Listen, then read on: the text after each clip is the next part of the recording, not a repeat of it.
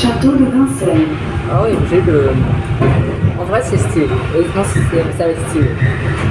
Allez. Château de Vincennes. Salut à tous, bienvenue dans cette nouvelle vidéo et dans ce nouveau concept. Je vais pas m'éterniser plus que ça sur qu'est-ce que ce sera ce concept.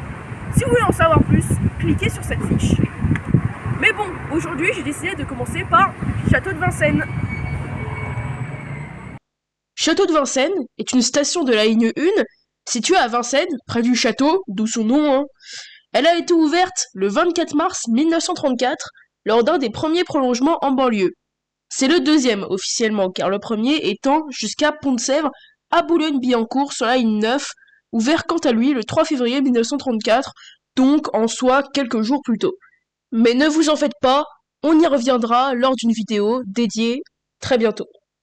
Il s'agit encore aujourd'hui du terminus de la ligne 1, et il le restera jusqu'en 2035 lors du prolongement jusqu'à Val-de-Fontenay.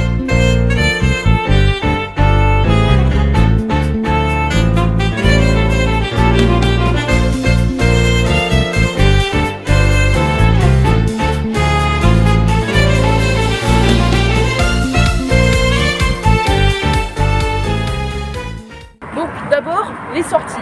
Alors aujourd'hui, elles ne sont pas très éparpillées. Il y en a un chaque bouquet. Et notamment celui-ci, situé juste à côté de l'arrêt de bus avenue du Château. Il y a celui-ci aussi, juste en face. Il y a cette entrée de métro, située juste en face de la gare routière. Et justement, il y a une caractéristique dans cette entrée de métro, c'est ce panneau qui a un petit peu disparu depuis maintenant quelques années. Ces panneaux ils sont plutôt typiques des années 90-2000, mais ils ont tous disparu depuis entre 2015 et 2020 lorsqu'ils ont été remplacés par des panneaux plus modernes. Il y a cette entrée de métro en face de l'autre, mais qui cette fois ne possède pas de panneau. Il y a une entrée de métro ici, dans la gare routière. On peut voir notamment une caractéristique, c'est qu'elle est totalement bleue, c'est-à-dire elle est aux couleurs de la charte de Île-de-France Mobilité. Et sinon, il y a aussi une petite sortie avec des escalators.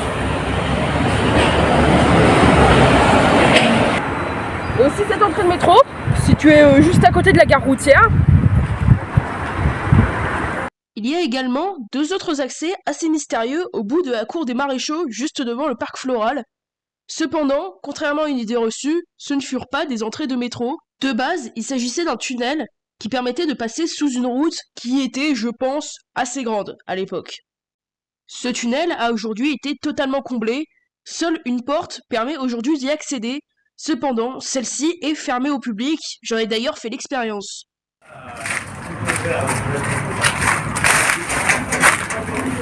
C'est fermé.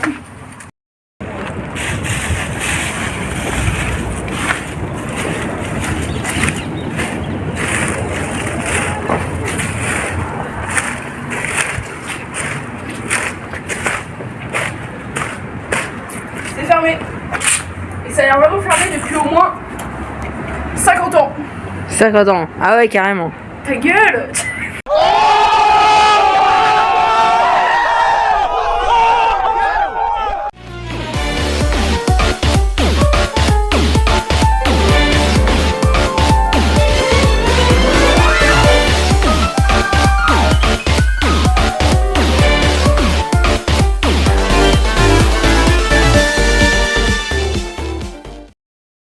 À présent, la disposition. La disposition est plutôt particulière, c'est-à-dire il y a deux quais centrales avec deux voies chacun, un quai pour le départ et un quai pour l'arrivée. Mais bon, le plus important dans cette station, c'est l'intérieur. Bon, a priori, il n'y a rien d'intéressant à voir. Ou pas?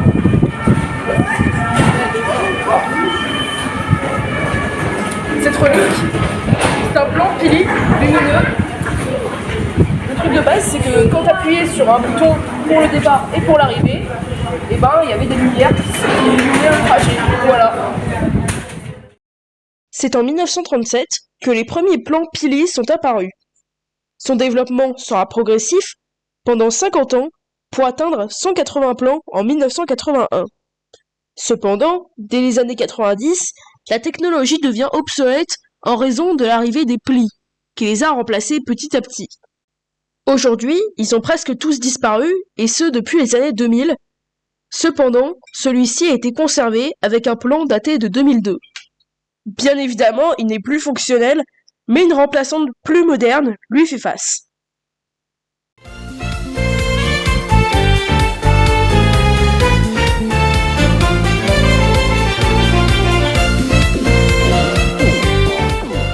La station possède quand même quelques œuvres notables, notamment ce monument en bois de tous les camarades du métropolitain fusillés pendant la Seconde Guerre mondiale.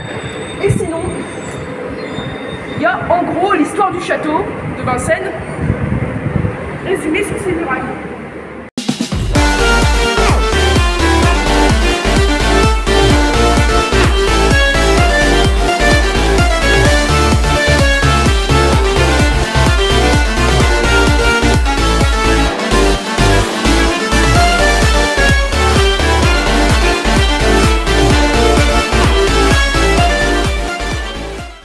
Aux alentours, il y a bien évidemment le château de Vincennes.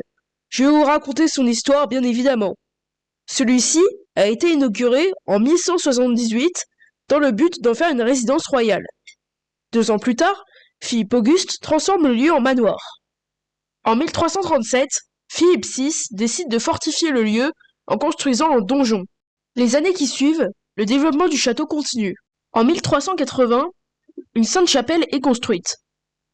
Le temps avance, le château continue d'être embelli, mais il ne se passe pas grand-chose jusqu'au règne de Louis XIV. Arrivé à ce fameux règne, le château de Vincennes devient la 3e résidence royale. Louis XIV y habitera durant plusieurs décennies, avant finalement d'abandonner celui-ci en 1670 pour se rendre au château de Versailles.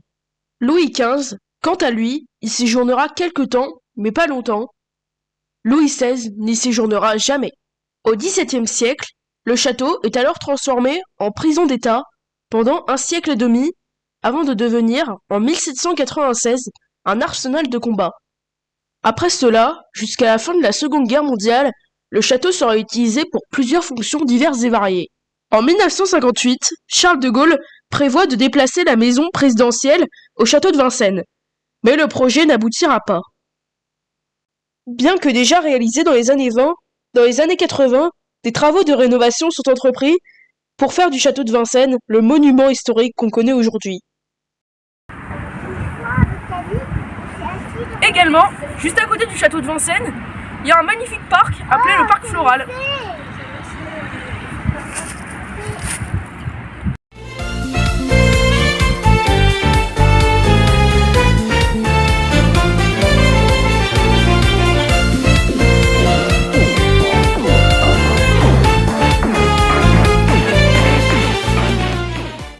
Également, autour de la station, il y a un collège.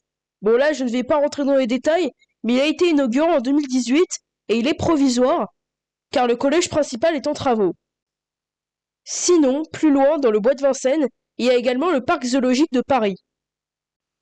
Bon, on en a fini avec les alentours, maintenant passons au bus. Alors au niveau des bus, il y en a 3 aux alentours de la station.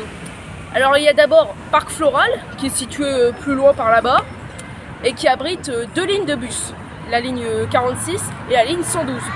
Ensuite, plus loin derrière, il y a l'arrêt de bus avenue du Château, avec cette fois 7 bus et 2 lignes de Noctilien.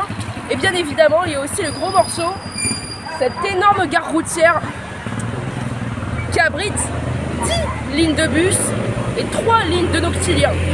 Il y a le 112, le 46, le 118, le 210, le 114 et le 115. Est-ce que j'en oublie? Il y a le 325 et le 318. Si j'en oublie, ce sera au montage.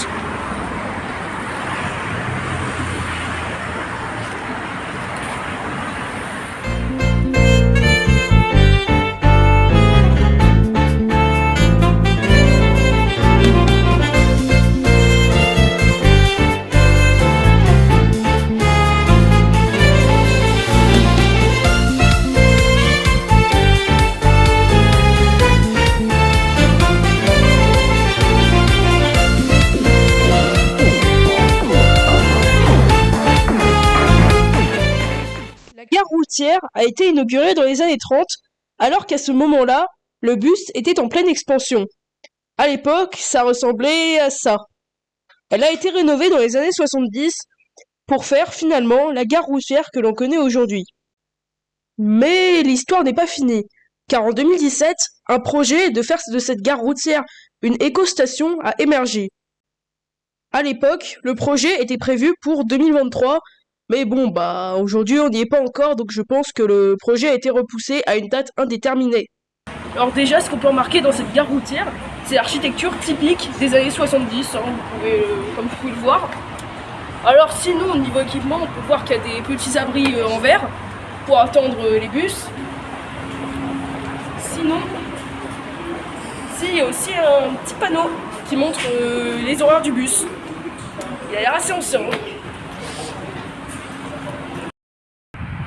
Également, durant l'été 2024, la gare routière située normalement à Bercy a été déplacée ici. La raison est que la gare routière de Bercy a fermé pendant les JO. Mais bon, revenons à ce qui nous intéresse vraiment, la station de métro. Bon maintenant, des chiffres. En 2021, la station a accueilli 3 617 738 voyageurs au total. Au niveau de la desserte, il y a un train toutes les 3 minutes aux heures de pointe et un train toutes les 4 minutes aux heures creuses. Bon allez, avant de finir cette vidéo, je vous mets quelques plans que j'ai réalisés de nuit avant de partir.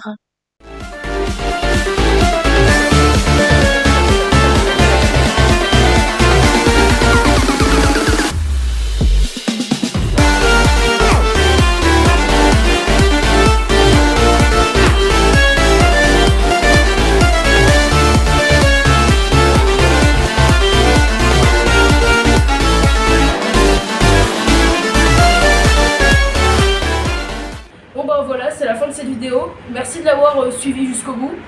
Alors bien évidemment, cet épisode sera un épisode pilote. Il y en aura plein d'autres. Dites-moi ce que vous en pensez en commentaire. N'hésitez pas à vous abonner. N'hésitez pas à liker la vidéo. Et sinon, on se retrouve à la prochaine. Et sinon, je vais rentrer en bus. Et putain, je suis en train de rater. Je vais attendre le prochain. Salut!